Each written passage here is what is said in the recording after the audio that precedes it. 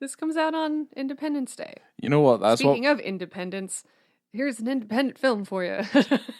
Well, that's what we should write. We had all the ripping and the tearing up before. That was for Memorial Day. Yeah, now it's wiener time.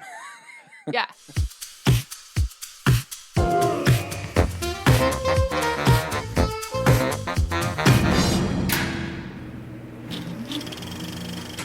Well, hello there. Welcome to On the Beat, the podcast that uncovers full frontal male nudity in cinema. My name is Laura, and I'm joined by my co-host, my race partner, Ryan. I'm the saddest man. But aren't all men slightly sad? Men are We definitely are really sad. We're sad, we're lonely, we're moody, we're quiet. You have unmarked vans. We like driving around the streets. We like driving around the barren plains. We like riding bikes because we're men. And we're hurting inside. We're hurting. Speaking of hurting men that are hurting for a squirtin', we're going to talk about the 2003 independent erotic romantic road drama film, The Brown Bunny. I do not consider this film erotic, nor do I consider it romantic, but that is what it said on the World Wide Web. Nor do I consider it independent. It had a budget of $10 million. I don't think that's correct. Trust anything that I read about Vincent Gallo, the director of this film, also the writer and cinematographer, editor, camera person. I don't trust anything I read about him on the internet. We shouldn't trust much that we read on the internet, but when you're looking up facts and trying to get information to record a podcast, well, yeah, you're kind of tough. Fucked. Yeah, we don't spend our time at the library reading up about Vincent Gallo. We should spend more time at our public libraries. We should. We were good at the Orange County Library. We have not visited downtown Orlando. We have not visited the library nearest us now. We should.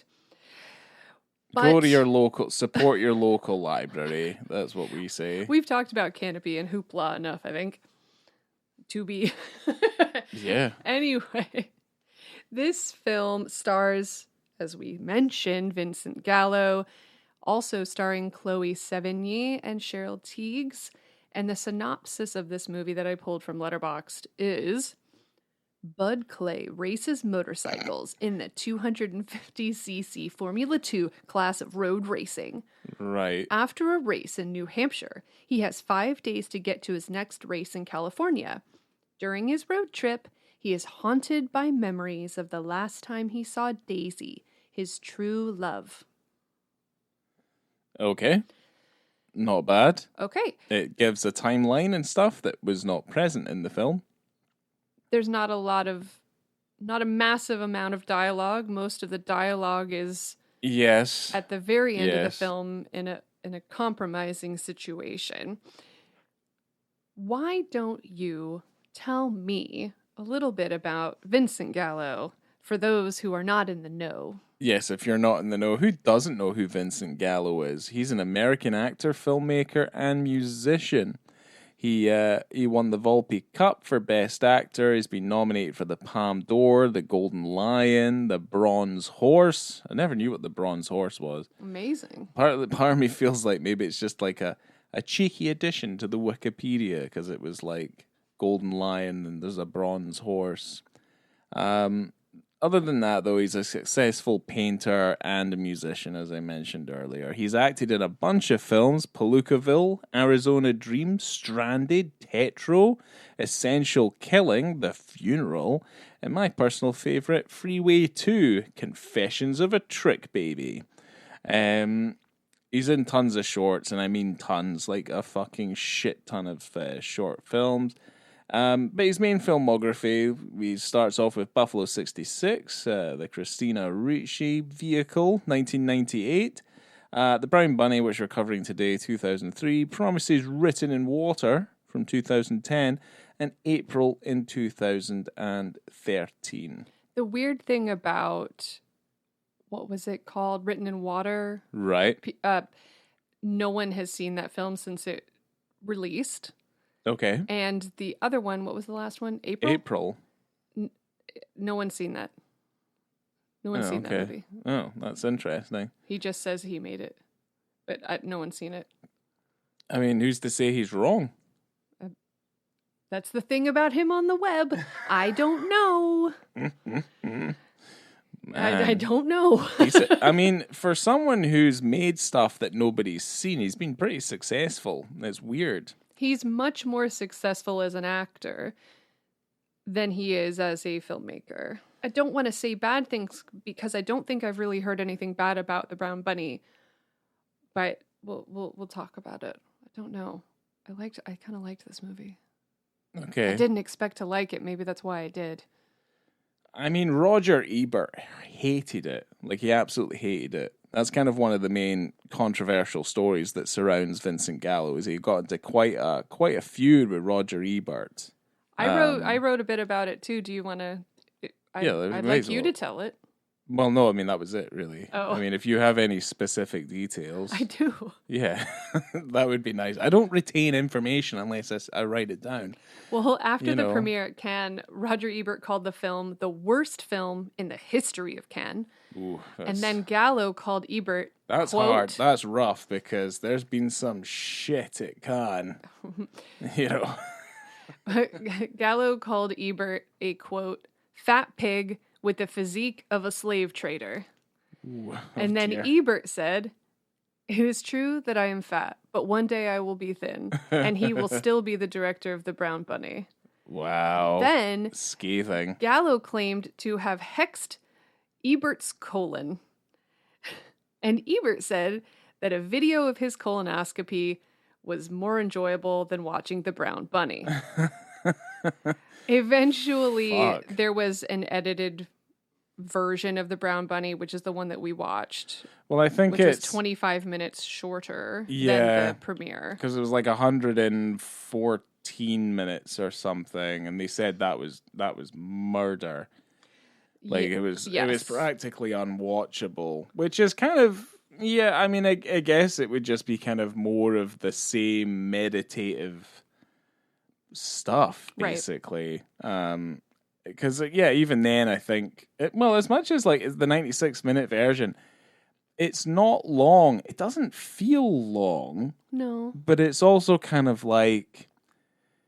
Yeah, because it's meditative, you could probably take it on the fact that you're just like, it seems like it's a film about a whole lot of nothing for like a large swathe of it, basically. Just kind of traveling from point A to point B quite exhaustively. And you don't really understand what that meditation is on until the very end. Yeah, which is kind of what saves it. Yeah. Because you are a little bit like, this feels a little bit like late era Gus Van Sant, which is, it's all about nothing. A lot of boys walking around. That's kind of what it felt like. I mean, even with that opening sequence with the bikes, with the sound keeps on fading in and out. I mean, for the most time, I didn't even know he was the rider until we eventually obviously find out, because I don't read synopses before I watch the film. So, it made sense when we saw him with a bike helmet. You went in fresh. You went in clean. Oh, 100%. I go in clean with anything because I literally do not retain information. Things I'm told seconds before, I fucking forget like immediately. That's why I'm so messed up. That I'm always in a panic because of that one thing that I forgot I did fucking months ago.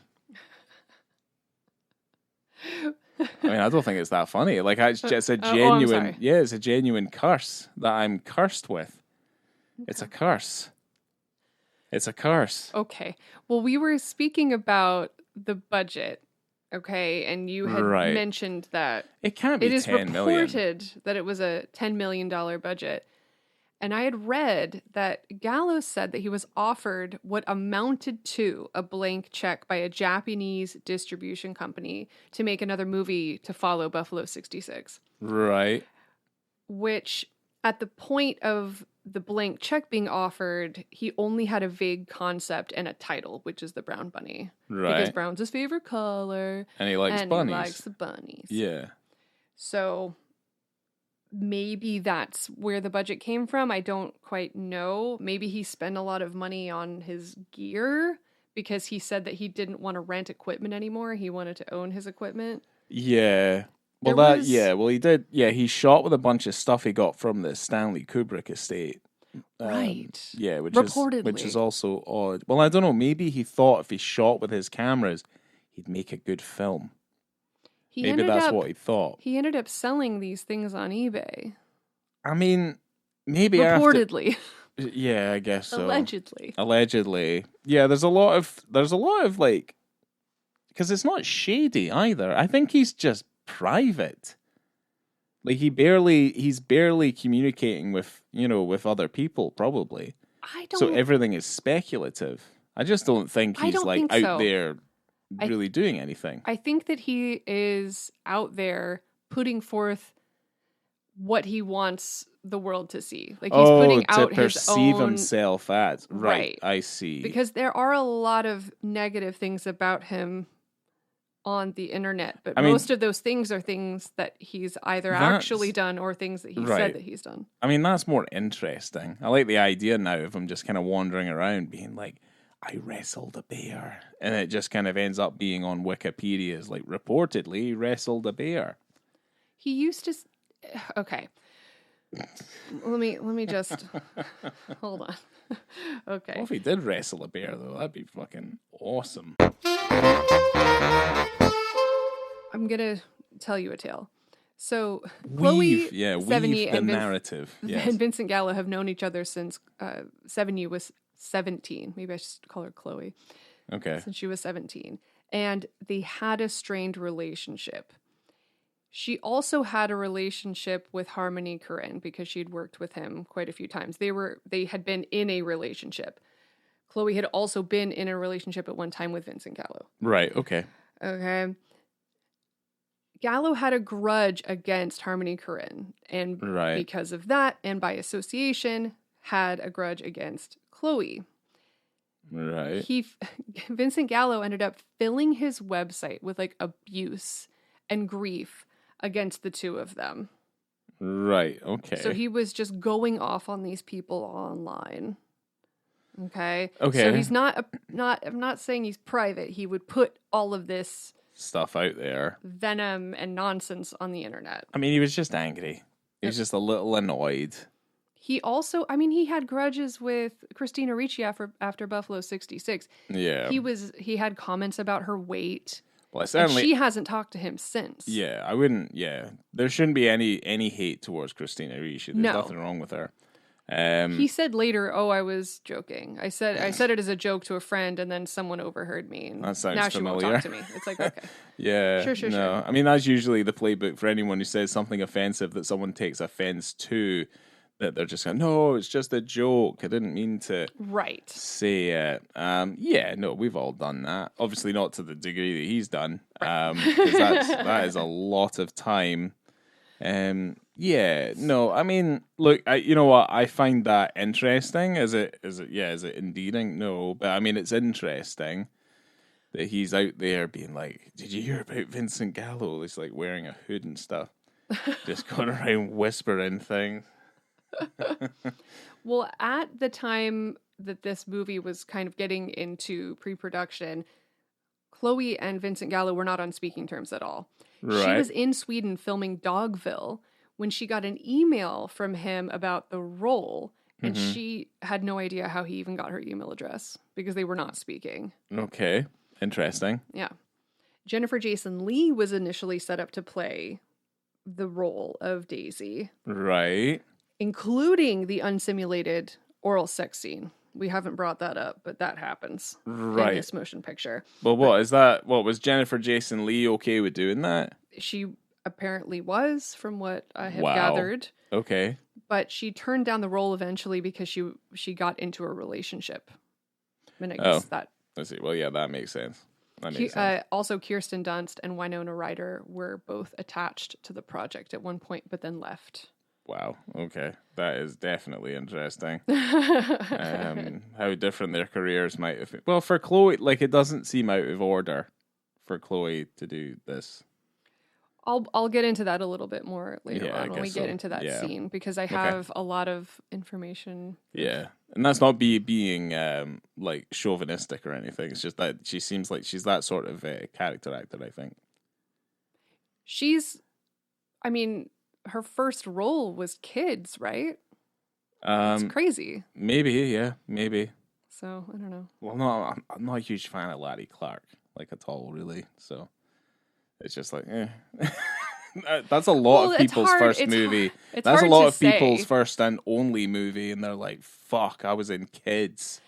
It's hard to say you're a big. Oh, I'm a big Larry Clark fan. You know. Yeah, no, it's like people who say they're a Quentin Tarantino fan. Like it's, Well, it's kind of just different like, camps. Okay, Different camps. just as annoying. The very first boy I ever kissed is in a Larry Clark movie. Oh, look at you, romance. He was not nice to me. Oh well. But now I can watch the movie. Well, Bully Laura, and look back. he was a movie star. Like He was not a movie star. he was a movie star. He was in a movie, and he was also a star.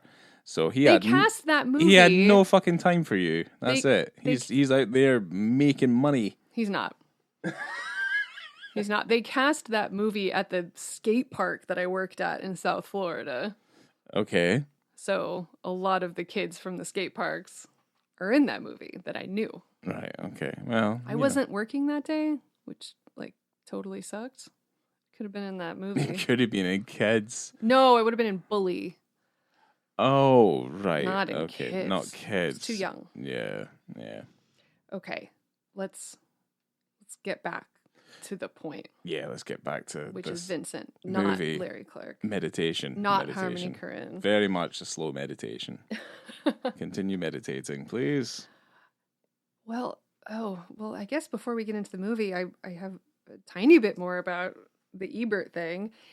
He ended up giving the edited version that we were talking about before 3 out of 4 stars. Yeah. He forgives and forgets because he likes motion pictures. He does. He's He kind likes of the like you truth. in that respect. Like, there's not a lot of things in this world that'll cheer you up other than just like putting on a movie or something in your face. Just you're like a motion picture magpie. I love movies. Yeah, moving pictures. I love motion pictures. Moving pictures. Yeah, there's not a whole lot that I don't like. Yeah, no, I think Except Roger. Bridget Jones's Baby. Yeah, Bridget I Jones's hate that Baby. movie. Yeah, no, I don't think. I think Roger Ebert took everything in his stride. Seemed like he was funny. He was up for a laugh. You know, he was a serious film critic. Let's start with the movie. Yeah, let's just get Let's into the talk about movie. the movie a We don't need little to bit. talk about the man. Let's talk about the movie. So, Laura, let's talk about the movie. Apparently, Gallo painted and repainted the bike at the beginning of the movie dozens of times to get the right shade of gold. Yeah. And he had a mental breakdown several times.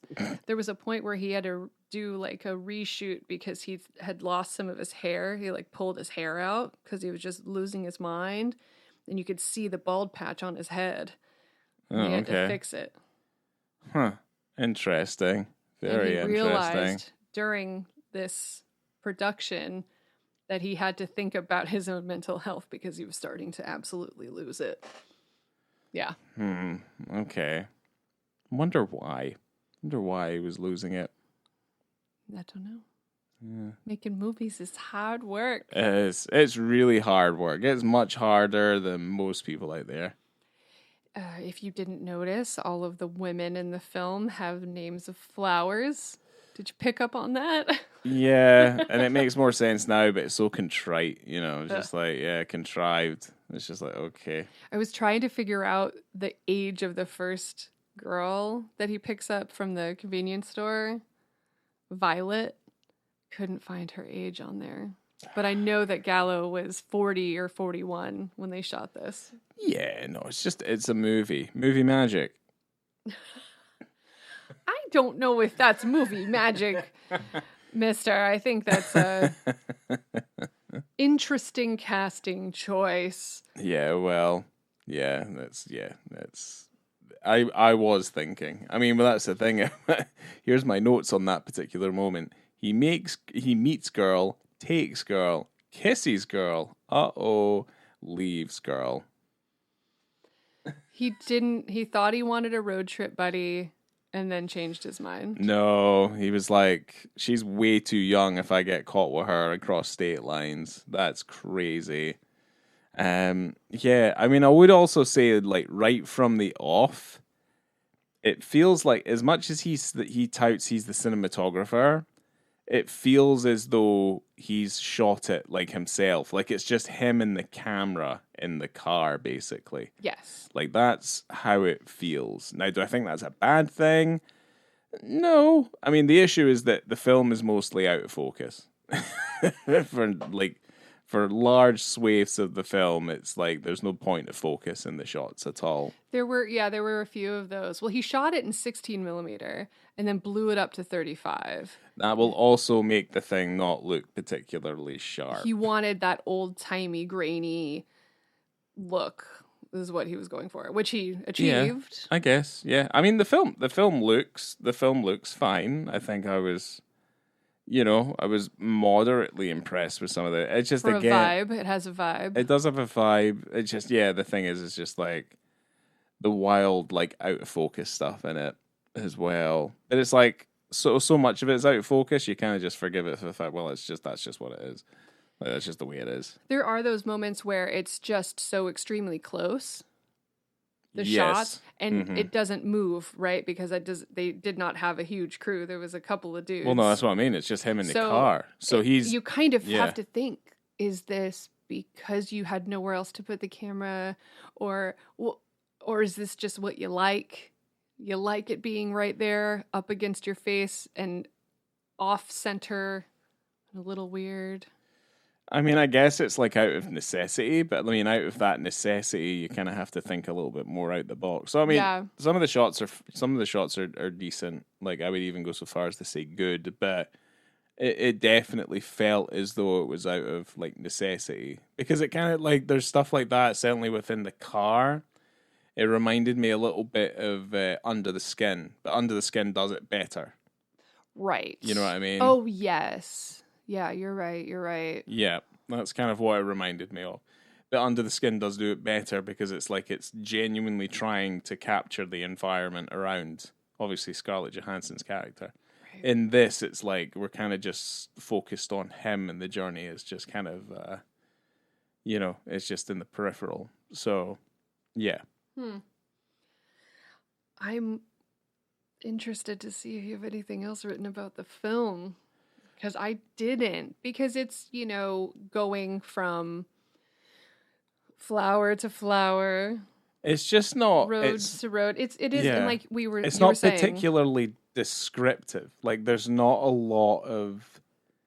To say it's not a lot of content. I mean, there's probably not a lot of.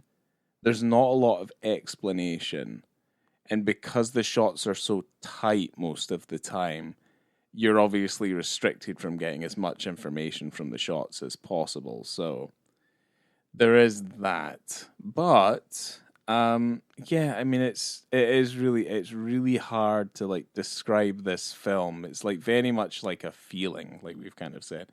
Like you'll kind of either dig it as it goes and then you get to its conclusion, or you'll find it probably a little bit boring. He did say he said it a couple of times that if you hate this movie, you're not looking at it in the right way, because it is, he thinks it belongs more in an art museum as an art piece than as a film, than as a motion picture. That's fine. Yeah, that's fine.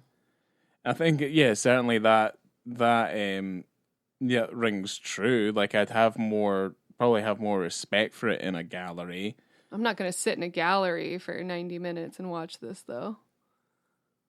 No. But I guess anywhere you kind of pick up narratively, you would be fine other than the end. I think in a cinema, this would be pretty decent, I think. I agree. Yeah, I think in a cinema with other folk, it'd be a pretty decent experience. And we're going to get that experience as well. Oh, yeah, because we didn't invite our friends from Uncomfortable Brunch on this episode. Whoops. Because this is happening before we went to the screening. Yeah. So we still have the screening to come up. Plus, sometimes it's just nice to listen to Ryan. Yes, So absolutely. yeah, we don't have to have friends around all the time, Laura. I thought I was enough. You are I'm enough. definitely fine. You are valuable. I am enough. That's nice to know. Yeah. Yeah. I was doing a quote from Materialists. Yep. I'm gonna jump into it. Yeah, I think we have to. Smoking crack in a fucking bathroom. Yeah, she's smoking crack in a bathroom. That's how I'm starting this off. I'm gonna start it off with 1 hour, 18 minutes, and 45 seconds. We have been on this journey with Bud in his car meeting women, and we've been getting flashbacks of someone who appears to be really important in his life. He visited her parents' house, and he's getting these flashbacks of this woman, Daisy, who is Chloë Sevigny's character. Yep. And we're wondering, what's going on there? What's this all about? Huh? What's she doing kissing him on those lips? He goes to her house. She's not there. He leaves a note. He calls the front desk and says that there is a woman. Her name is Daisy. If anyone named Daisy shows up, send her on up to my room. Okay? Knowing what we know now, like he's just a bit of a psycho in this movie. Like the things he does. I don't really? Yeah. Like what? Well, like the banging on the door at her house and leaving the note and stuff like that. And then also like phoning up the front desk to be like, someone's going to call me. Trauma does things to you, okay?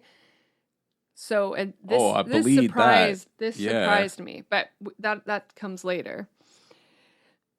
Well, these two people are together in this hotel room, Daisy and Bud, and yeah, because she just shows up. She does. She appears. Yeah, and she keeps going to the bathroom, and she's smoking crack, and she's very panicked, going through her purse, taking pills, and showing him old photos of them kissing. And she's addicted to crack. Yeah. Yeah, she's addicted to crack, like anyone would. And if you smoked crack. It's interesting because you don't exactly know what happened. You don't know about their relationship. You don't know. No. You just know they had one. Yeah, they had one, and he's really broken up about it, and he kind of dislikes her a fair bit. He's quite resentful and pushing her away. Yes. And she's really not wanting to be pushed away. No, because she's like... Well, she hasn't. She misses kissing his lips and the taste of his lips. She doesn't want to kiss anybody else. Nope. Ever. Nope. She's not interested. She just wants a taste of those Gallo lips. He doesn't believe her. But then. No. And then. It gets.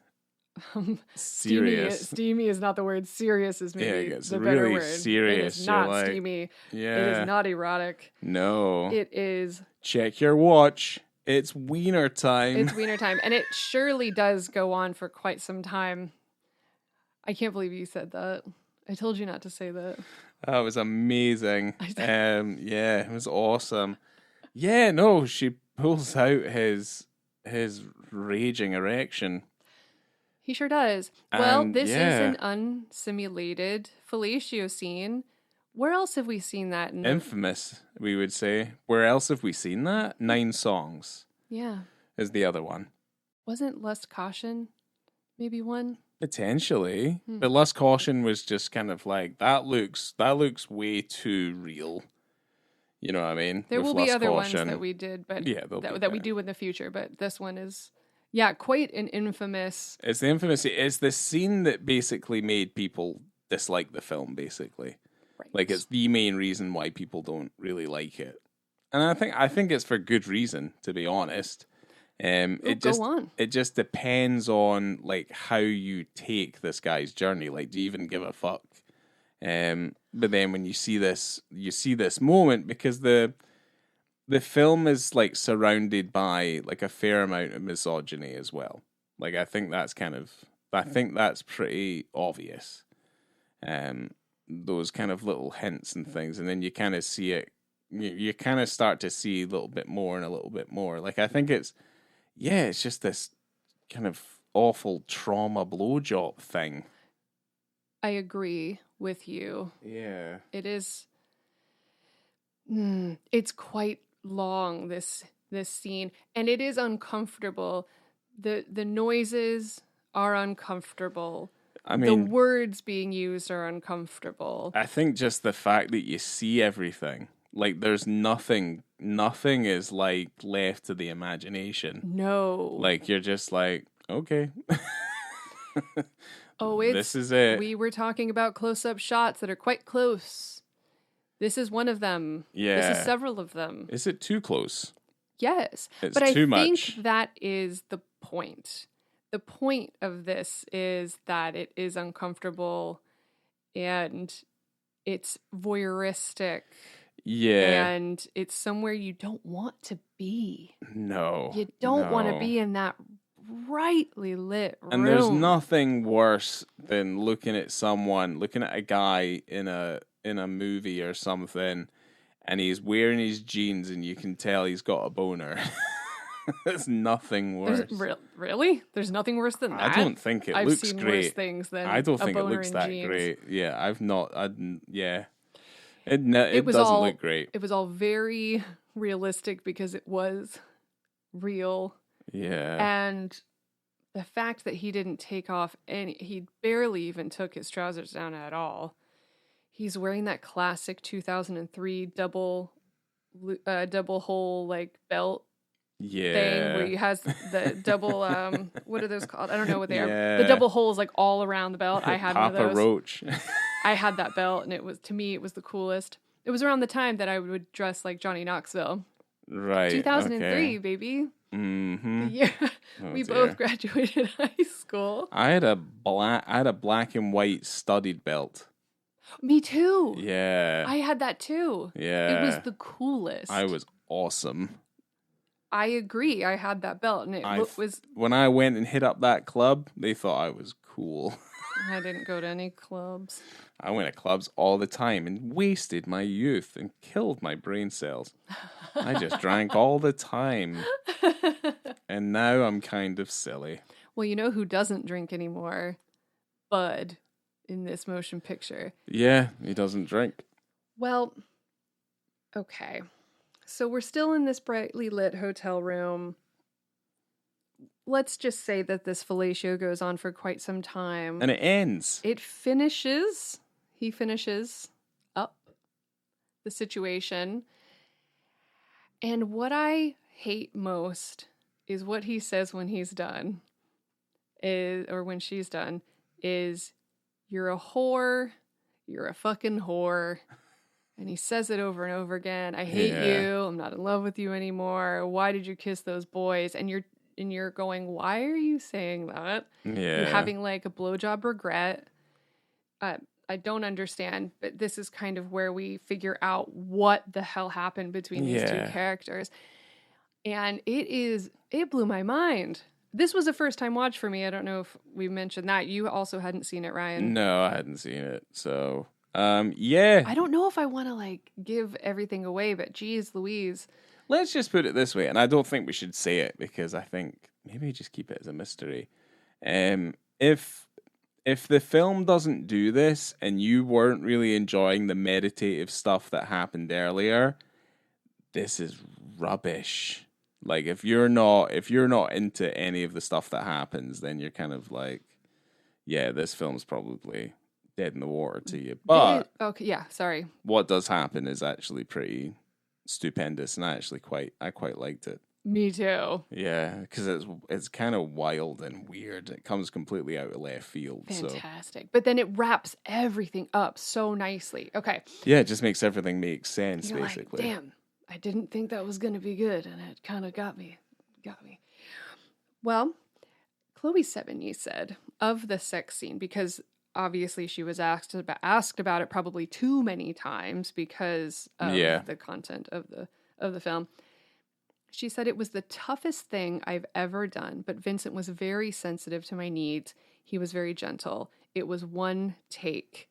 It was funny and awkward. We both laughed quite a bit, and we'd been a little bit intimate in the past, so it wasn't that strange. I agreed to do it for the movie. I knew I was going to do it, and I did it. That's it. Okay. And in a 2011 interview with Playboy, she said, "There are a lot of emotions. I'll probably have to go to therapy at some point, but I love Vincent. The film is tragic and beautiful, and I'm proud of it and my performance." Okay. I mean, she's the only one who should have any issue with it. Anyone who's taking issue on her part is kind of like, yeah, it's weird. Fully agree. Yeah, like she's the only. If she's not taking any issue with it, then I think everyone should just let it lie. Vincent Gallo writes a lot on the internet. We said this before. And he's constantly putting out memos and articles. And Yeah. in 2018, he wrote an open letter. This is a little bit long, but I find it interesting. Okay. He said, "The Brown Bunny was an attempt at maintaining illusions and simultaneously presenting a heightened and enhanced version of reality, while hoping to result in new forms of insight into pathological behavior. I was also interested in a character that even during sex could not let his mind go blank and fill up with the sex. Instead, while having sex, he's rapidly thinking and his thoughts have a range of emotions far away from pleasure. This strange behavior juxtaposed against graphic, real sex is disturbing. The common purpose of pornography is to enhance sexual pleasure or sexual fantasy. I chose to use imagery common in pornography, but placed these images in the emotional context, which included intense guilt, anger, regret, anguish, and confusion. In this context, it's difficult for the images to enhance sexual pleasure or sexual fantasy. Instead, the graphic images work better to enhance the discomfort of intimacy. The Brown Bunny is not an attack on feminism or a sexist comment on the contemporary woman's increased demand for sexual fulfillment. Instead, it is simply a reminder of the corrupted nature of men when having contact with a less than sober woman." Okay. Sorry, that was long. I maybe could have cut some of that. Interesting. But I put it in there anyway. Yeah, well, it's like he's like not really talking about it in the sense that like it's an attack on feminism, but then it's just like really, in all honesty, it's about a man who's having to cope with a woman with substance abuse issues. Or, I mean, it is a confrontation of guilt, of huge, gross mistakes and misrepresentation of a woman who he claimed to love. Yeah. Yeah, You know? potentially, yeah. Yeah, because it's all in his head, so, you know. Mm-hmm. Yeah, it makes sense. You got to face that guilt for the wrongs that you have done. Yeah, he's a wrong boy. He's a corrupted man. Corrupted soul. You know, keep on driving. Keep on reaching that horizon, bud. Keep on trucking. Keep on trucking. The tip of a wink and a tip of the hat. The tip of the dick. Yeah. Come on. Right, ratings time. Check your watch. It's ratings time. I'm glad I don't have anything else written down. Well, sure. I mean, in terms of visibility and context, visibility is 5. It's 5. It's 5. With context, I mean, sure. I mean, it could all be a 5. When you wrap the whole thing together, I don't know why it wouldn't be. I mean, the man is facing, I don't know, or trying to confront his past. He's been completely delusional about it. Without this part of the motion picture, I don't know if the rest of it works very well. Does it have to be exactly like it is? Not necessarily, but if you're trying to put people in an uncomfortable position and trying to flip what people would normally see, you know, as something quite potentially arousing and quite sexual, and putting it in a really uncomfortable lens, like quite up close with the mics right up against there, and you're hearing all these noises, and it's very, very bright, and it's not very attractive. that's what he was trying to do. And he definitely did it. It is not comfortable, and it's incredibly awkward. And,